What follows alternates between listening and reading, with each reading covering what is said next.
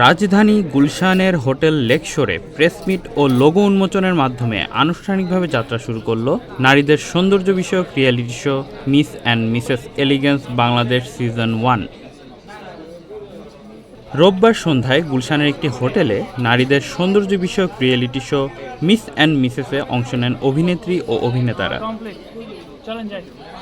এ সময় বক্তব্য রাখেন মিস অ্যান্ড মিসেস এলিগেন্স বাংলাদেশের প্রতিষ্ঠাতা ও সিইও মোহাম্মদ ইকবাল হোসেন, ব্যবস্থাপনা পরিচালক মলি আক্তার, অভিনেতা অন্তু করিম, অভিনেত্রী মৌসুমী হামিদ সহ অন্যান্যরা। আসলে মিস অ্যান্ড মিসেস এলিগেন্সের স্বপ্নটা একটু অন্যভাবে দেখা। মলি যেহেতু বিউটি কন্টেস্ট উইনার, সেই আলোকে আমাদের মিস অ্যান্ড মিসেস এলিগেন্সকে সাজানো হয়েছে। আমরা তাদেরকে একটা প্ল্যাটফর্ম দিচ্ছি নিজেকে তুলে ধরার, নিজেকে প্রকাশিত করার। ক্রাউনের পাশাপাশি আমরা প্রত্যেকটা মেয়েকে চেষ্টা করব প্রপারভাবে গ্রুম করে আমাদের এখান থেকে যেন তারা কিছু করতে।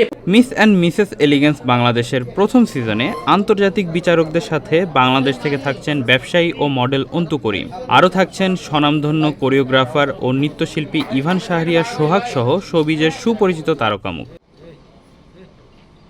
মিস অ্যান্ড মিসেস এলিগেন্স বাংলাদেশের প্রেজেন্ট উইনার মুকুট জয়ের সাথে পাবেন নগদ অর্থসহ মূল্যবান উপহার। 17 নভেম্বর থেকে 16 ডিসেম্বর পর্যন্ত উন্মুক্ত থাকবে প্রাথমিক বাছাই পর্বের অংশগ্রহণের রেজিস্ট্রেশন প্রক্রিয়া।